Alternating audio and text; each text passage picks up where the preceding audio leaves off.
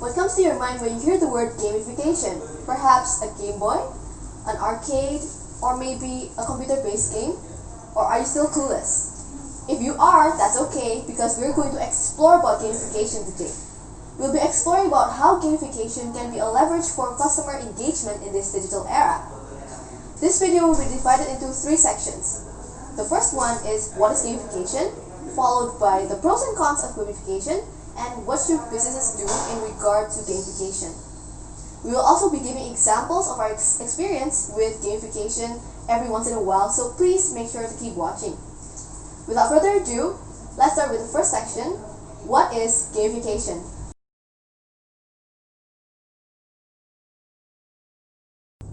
So can you tell me what you know about gamification? Well, in short, gamification is the use of game for non-gaming activities such as tasks in order to engage and encourage more participation. So it's the use of game mechanics and also experience design so that we can digitally engage and also motivate people in order to achieve certain goals, which in this case is the company's goal. If I'm not mistaken, it's been implemented by many companies in the e-commerce industry. With everything done online, I think it makes more sense that they add something new and different to their platform. Do you know around what time has Indonesian companies been implementing or using gamification in their companies? I think it gained popularity around 2015 and 2016 when Indonesia's e-commerce industry was growing rapidly. Oh wow, but even so, I think gamification has been around since the 1970s, and however it just started gaining popularity and also importance in the last decade. Well, that goes a long way back. Gamification has been around for quite some time then. I guess that explains how there's a lot of ways to incorporate gamification within a company. That's true, and actually in relation to leveraging consumer engagement, gamification can be classified into 2 types. The first one called the intrinsic motivation technique, where basically the games are designed to give a genuine sense of enjoyment when people play the games. So let's take a look at an example of the intrinsic motivation technique for gamification. First game, Line Faceplay.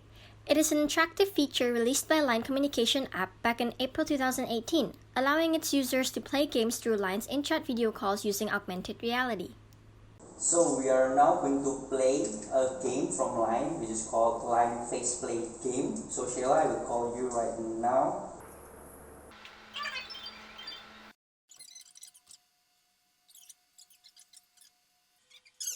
Whoa, we can see in the example that the Line Faceplay feature is created to allow a more exciting experience for its users to communicate through video call.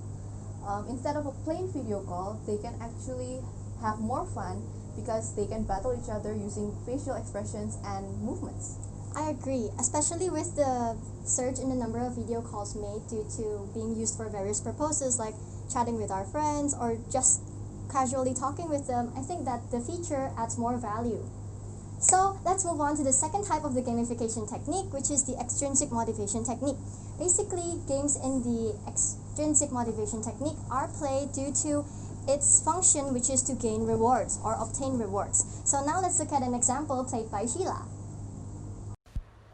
Second game, Goyang Shopee at Shopee e-commerce platform. It is an alternative to get Shopee coins without actually shopping or buying products.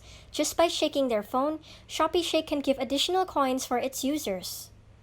Now I'm heading to my Shopee apps to play the Goyang Shopee games. I will directly start the Goyang Shopee. The screen shows tell me to shake my phone left and right repeatedly, so I will just shake it like this. Oh wow! Not bad. So what do you think of the game? Well, I think Goyang Shopee is quite unique because it attracts customers because when they play, they get coins. The coins can then be used to purchase items in Shopee. Even Indonesia's Shopee director said that it's very successful. It's been played for more than 500 million times, which also helped Shopee to get the biggest increase in number of visitors compared to the other e-commerce competitors. I think that shows how gamification holds such a great potential, especially when it is utilized correctly in terms of consumer engagement. I guess for e-commerce platforms, a gamification success depends on whether or not there's a reward. Absolutely. Especially, it can actually be an effective way to launch new promotions or also encourage people to do more purchases through giving discounts.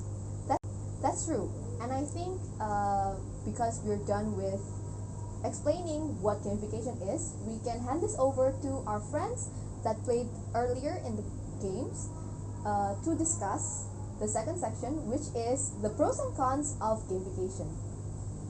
So which one should we discuss first, the pros or the cons? I think let's go with the con first since we were talking about what if the user gets bored.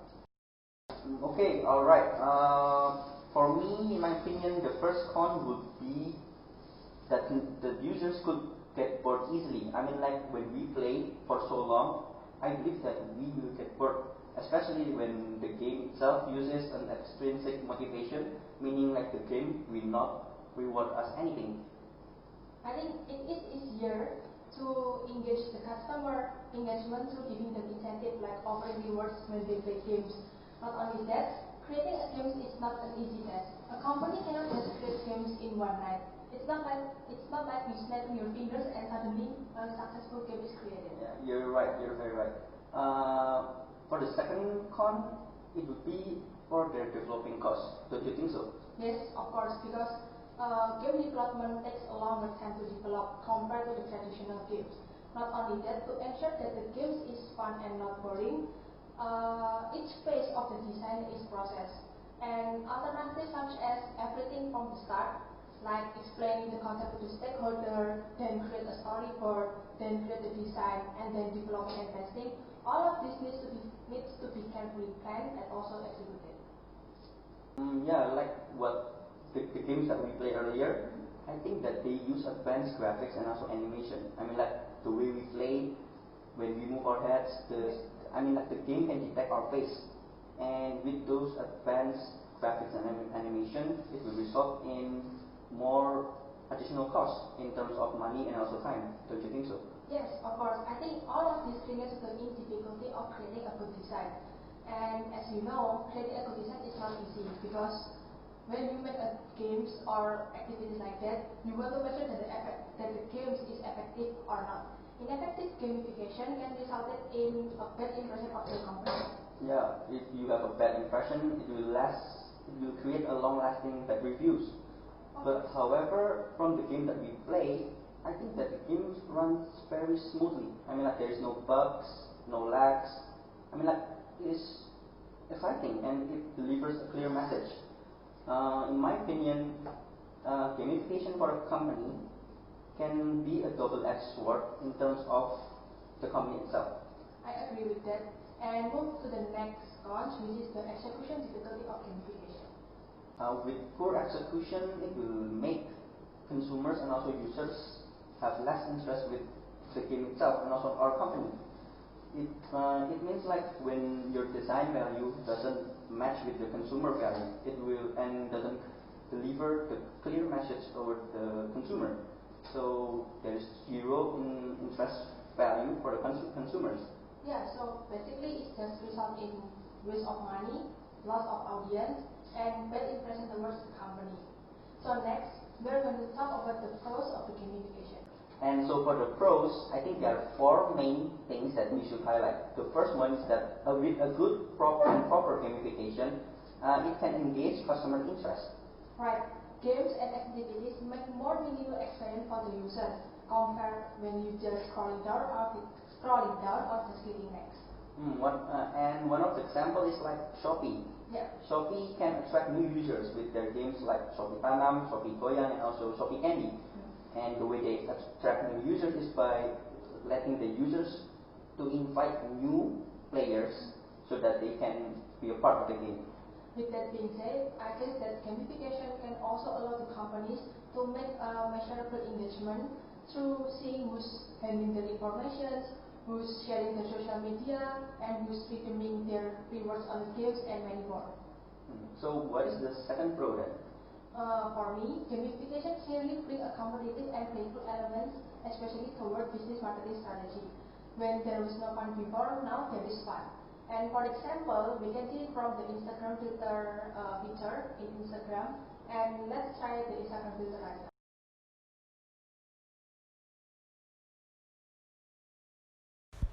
Third game, Instagram Face Filter. It is an Instagram feature that allows users to not only take pictures and videos using filters and face effects, but to also play games made by other Instagram users. It's really cool to see that a platform previously used only to post picture and video can now be used as a place to play as well.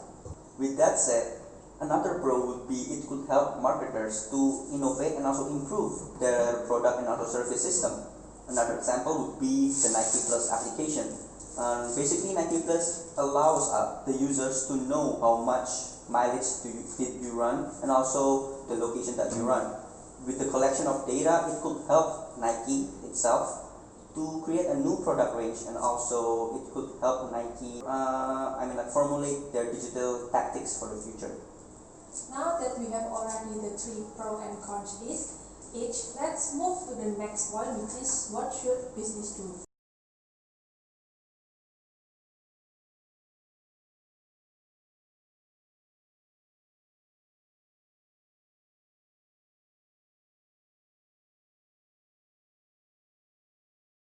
So there are 4 things that businesses should do before adopting the gamification strategy within its company.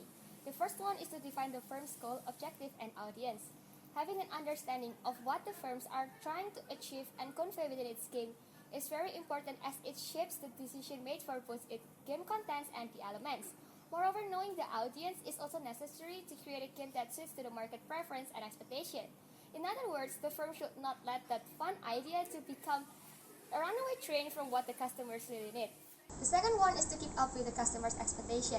It is undeniable that having an effective marketing strategy should correspond with the customer's expectation. And nowadays, customers demand a more innovative, catchy, and technology-related marketing to be in the spotlight. And it is also important to actually realize that the traditional marketing could be both expensive and also time-consuming. And here's where the gamification could be more than handy, cutting down on both regular expenses and turnaround time. Indeed, though the development of the gamification itself might be costly, but still, its benefit gives from a higher return on investment. A fun, interesting, and engaging game could cultivate change in the buyer's behavior, cultivate a good conversion rates, repeat sales orders, and also increase the organic social shares. And at the same time, actually the gamification could be the future of the marketing strategy. Hence, investing in the gamification might help the business to stay in the game. The third one is shift towards digital marketing. COVID-19 has put an importance on digital and technological transformation, especially digital marketing. The unprecedented and almost disappearance of all channels related to live events, conferences, and face-to-face business poses an enormous challenge. Therefore, firms are forced to be more familiar with digitalization as it answers the world's needs. With IT being the competitive field, the needs of UI and UX design service to catch customers' attention and revenue from companies' product are being more crucial. Therefore, firms will need to step by step comply with the new changes, starting from creating a good user interfaces and towards digital campaigns. The fourth and the final one is to foster creativity and innovation. The fast-driven economy favors companies that can be flexible, think fast, and adapt to changes. Companies now need to find smarter ways to keep the interest of their customers. Here, the role of creativity and innovation takes place. Business creativity helps the discovery of new unique ideas to keep their users interested and motivated, which is a vital business to their business success. The companies should understand the importance of growing and nurturing creative talents, which is a skill that can be developed but cannot be imposed. Thus, creating the right environment to promote creativity in workplace and encourage a non-traditional way in problem solving. However, it does not necessarily mean to change the whole organization system. That marks the end of our discussion for today. Thank you so much for listening. If you have any questions, please feel free to comment down below and we'll get back to you with the answer as soon as possible. Please like and share this video. You may also subscribe if you want more content like this. See you in the next video.